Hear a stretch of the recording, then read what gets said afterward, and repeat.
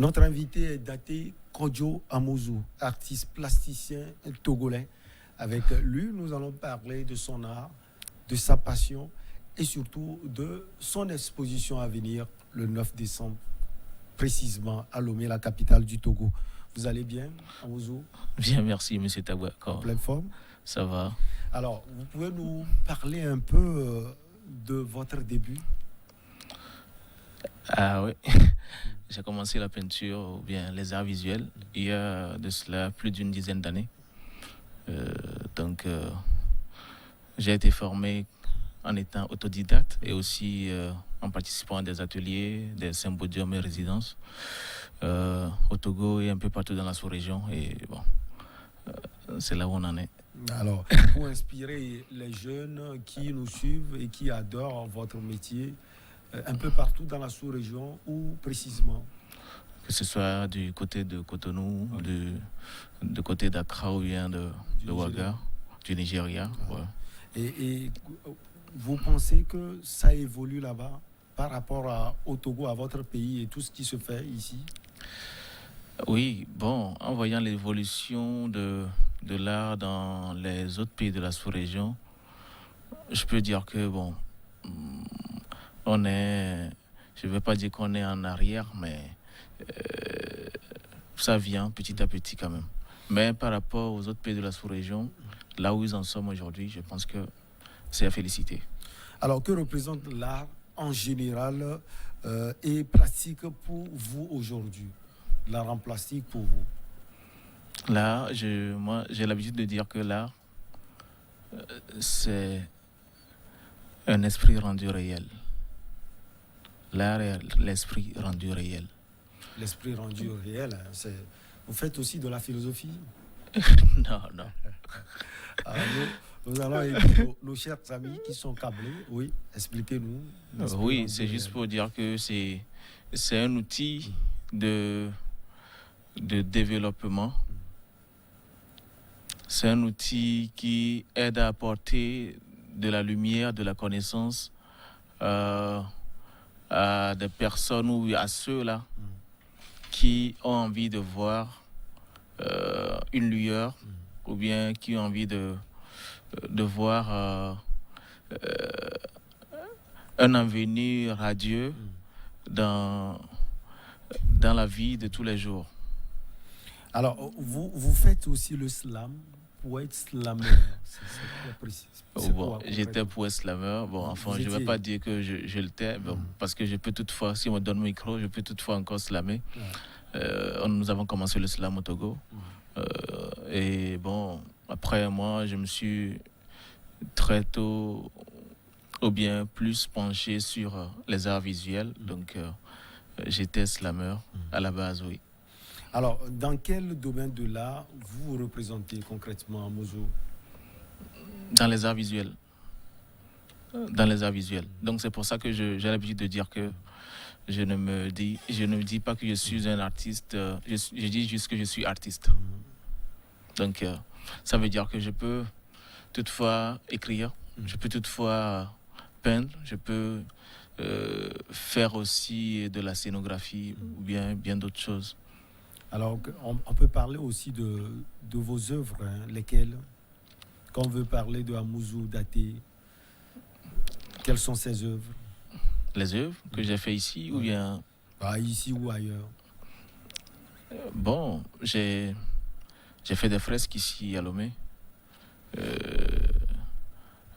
J'ai fait aussi des expositions, j'ai participé à des expositions, que ce soit des expositions collectives ou solo. J'en ai fait. Alors, on va parler en français facile. Vous avez parlé de fresques, c'est quoi? Non, les fresques. Bon, les fresques, ça peut être des aplats de couleurs ou bien des matériaux de construction qu'on prend pour dessiner, soit sur un médium, soit sur un mur donné. On prend que ce soit de la couleur, les peintures ou bien les matériaux de construction pour faire les bas-reliefs ou bien des graffitis. sur des murs. Alors, ils sont différents des tableaux d'art? Ils sont dans la même catégorie, qui sont les arts visuels, mais ce ne sont pas les mêmes choses parce que ce ne sont pas les mêmes médiums qui sont utilisés pour pouvoir produire ces œuvres-là. Par contre, la peinture, par exemple, on peut... la peinture ou bien un tableau d'art, on prend de la peinture, une toile ou bien un papier et on fait ce qu'on a à faire. Mais quand on parle de fresque, ça touche beaucoup plus le côté entrepreneurial, je peux dire. Ou bien, oui, c'est ça. Vous faites aussi de la tapisserie. Comment vous la faites? Ben, la tapisserie,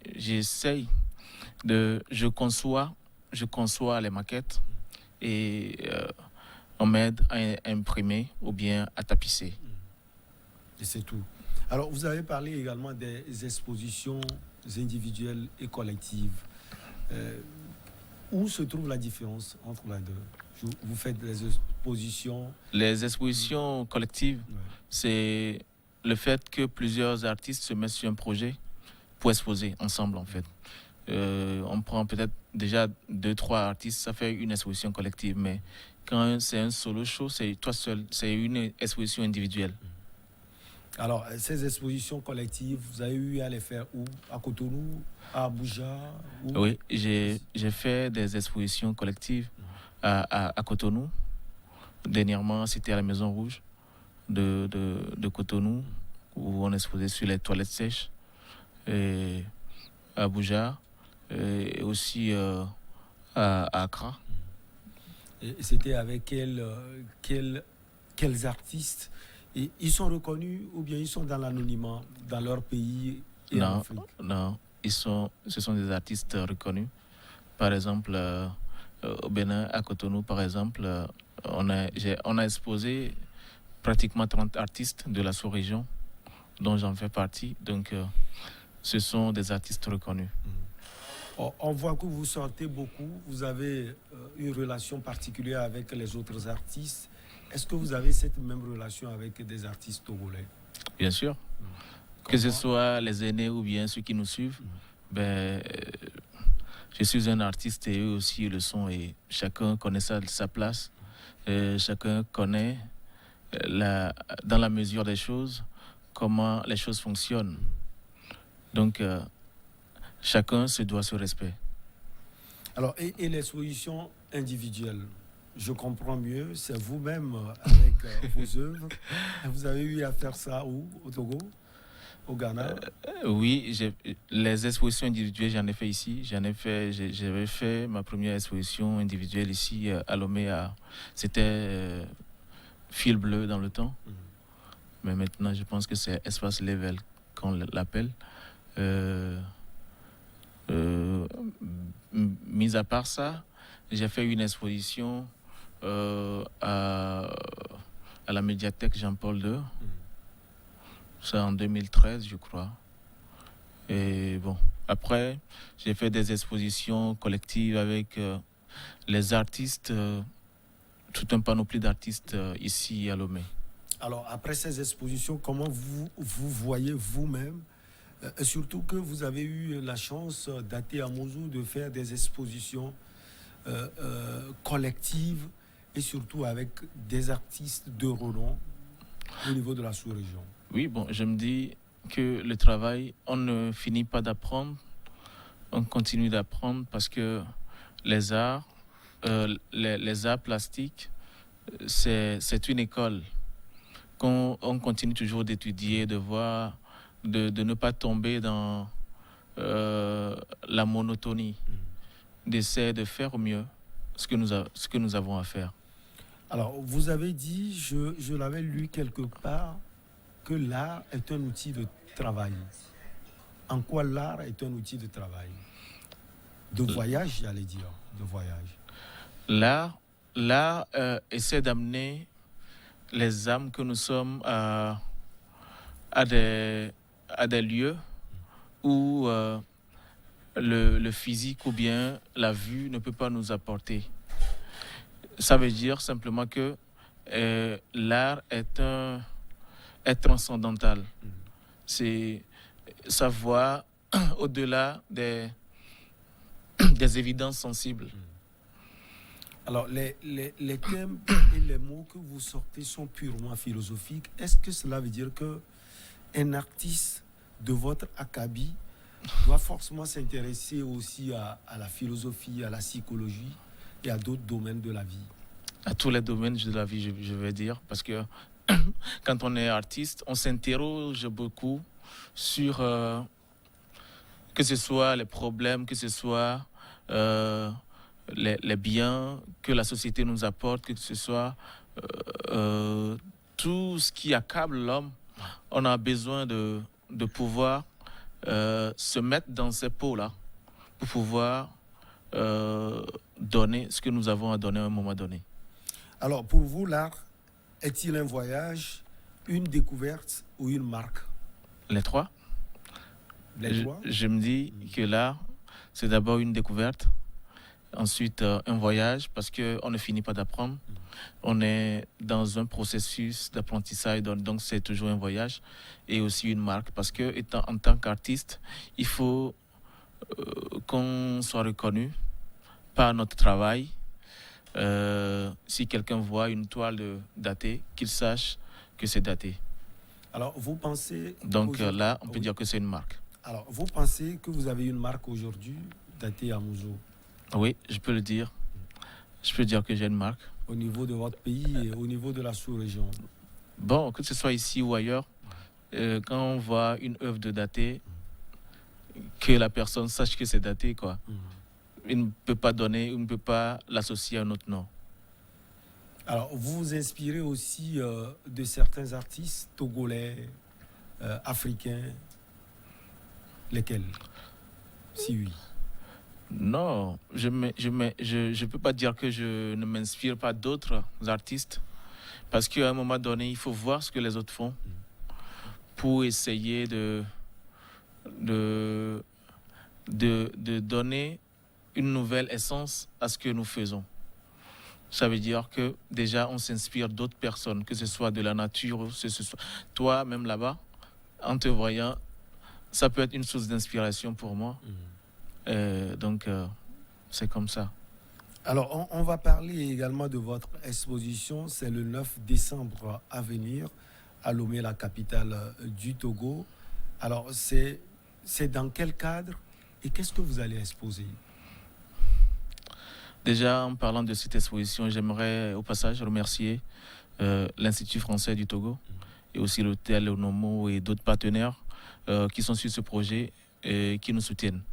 Et là, ce projet à venir, c'est un projet sur lequel nous travaillons depuis plus de 2 ans maintenant. Et nous tenons à le faire vivre ou bien à le faire voir au public. Et ce sera, par la grâce, le 9 décembre, le vernissage. Alors ça vous a coûté indubitablement du temps, de l'énergie et de l'argent, oui. Ah oui, comment le processus là s'est passé? Bon, ça fait un bout de temps que je n'ai plus fait d'expo individuelle. Donc je me suis dit, avec le temps des confinements et tout, donc j'ai pris la décision en fait faut que j'essaye de faire revivre ce confinement autrement en tant qu'artiste, au public et à tous ceux qui aiment ce que nous faisons. Alors, quelqu'un qui veut venir à l'exposition et découvrir des choses, qu'est-ce que vous pouvez promettre à cette personne? Ce que je peux promettre? Il y a beaucoup de choses à voir. Lesquelles? L'étoile, évidemment. L'étoile. Et il y a beaucoup de voyages. Parce que l'exposition que nous faisons, nous l'avons dénommée Beyond the Door, qui veut dire au-delà de la porte. Au-delà de la porte, parce que c'est une thématique sur laquelle j'ai travaillé, longuement nourri et enrichissant pour d'aucuns, pour le public. Alors, quel quelle est la mission, si on peut le dire, que vous développez à travers votre art? C'est une mission de vie. C'est une mission de vie. Ouais. Cela veut dire simplement que, après tout, si je fais de l'art, je le fais bien évidemment pour moi, mais aussi pour les autres. Parce que j'aime le faire. C'est pour ça que je le fais. Je ne le fais pas parce qu'il faut forcément que j'attende quelque chose en retour. Mais la plus grande des satisfactions que moi, je voudrais avoir, c'est que quand quelqu'un voit mes œuvres, qu'il essaie de dire j'ai la paix. Tu vois? Alors, vous avez tellement de tableaux. Quel message véhiculent justement vos tableaux? Mes toiles, mes tableaux véhiculent des messages de paix, de cohésion sociale, du développement personnel et spirituel, des mots qui entravent nos sociétés et aussi parlent aussi de l'aspect magnificime de l'être humain. Alors, à qui ces messages sont destinés? À tout le monde. À tout le monde.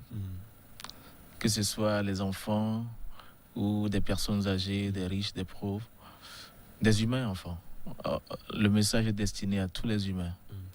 Est-ce que vous pensez personnellement que le message est en train de percer ce que vous voyez chaque jour? Vous voyez véritablement l'impact de ces messages que vous traversez ou vous transmettez?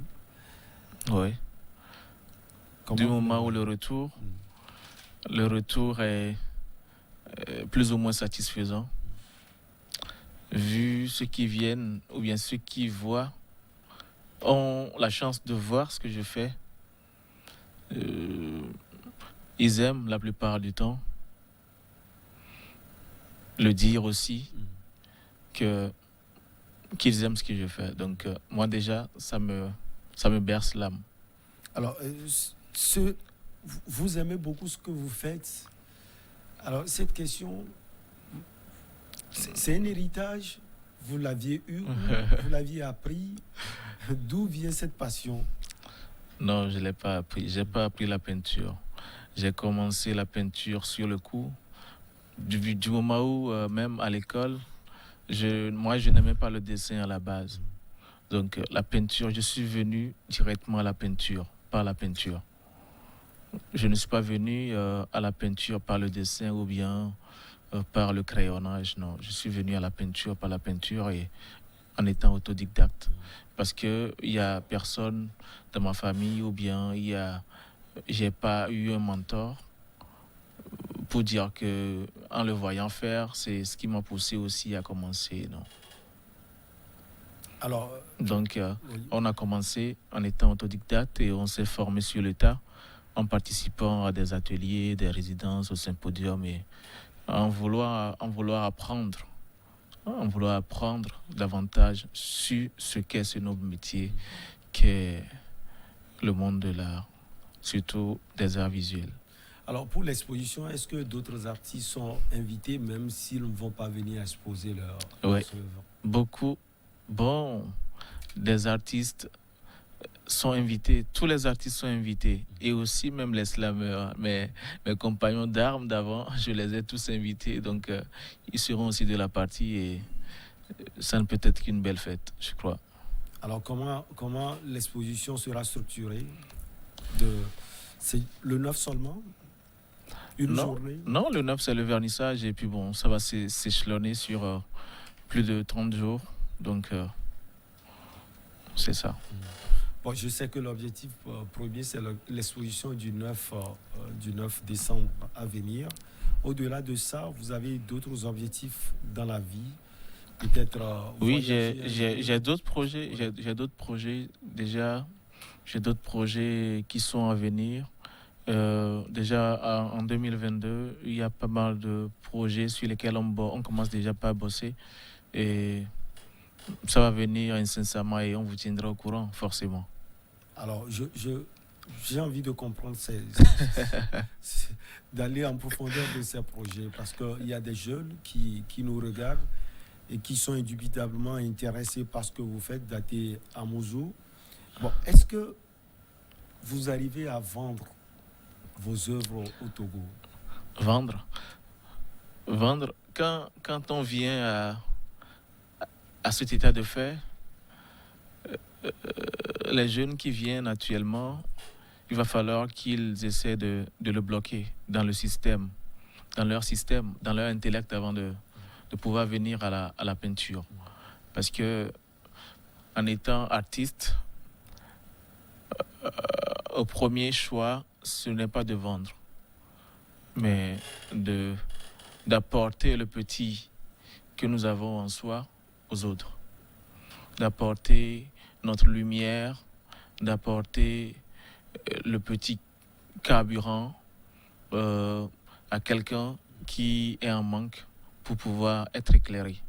Donc, la première des choses, ce n'est pas de vendre, mais de pouvoir être constant, rigoureux et déterminé dans ce que nous faisons, dans ce que nous voulons faire. Quand on entame le processus, il faut quand même qu'on s'aperçoive du changement qui se fait de jour le jour dans notre vie, ou bien ce que nous faisons apporte à notre vie, et non ce qu'apporte ce que nous faisons à notre vie, non. Alors, au-delà de tout, vous devez vivre de votre art, à moins que vous ayez un autre boulot. Ouais, bon. Moi, je me dis souvent que l'art, pour faire de l'art, bien, ça demande beaucoup de moyens. Ça demande beaucoup d'énergie. Donc, si il y a une autre source de revenus pour pouvoir vous accompagner à faire ce que vous faites, c'est une bonne chose. C'est vraiment une bonne chose. Daté Amouzou, nous sommes au terme de notre entretien un peu philosophique, parce que mais on a tiré quelque chose. Vous avez sans doute un message à apporter à vos fans, parce que sans doute vous en avez à tous ceux qui apprécient ce que vous faites. Oui, à tous ces personnes, à toutes ces bonnes âmes qui nous soutiennent, à tous ces fans, à toutes ces personnes qui aiment ce que nous faisons. Je tiens jusqu'à leur dire merci de croire en nous, de croire en nos rêves devenus réalité, de croire et de continuer par nous soutenir dans ce que nous faisons. Là, je fais déjà un shout-out à tous mes gars et à tous ceux qui sont là pour nous. Daté Kodjo Amouzou, merci beaucoup à vous. Vous êtes artiste plasticien togolais. On va donc marquer la pause pour le journal et on revient avec nos invités du jour.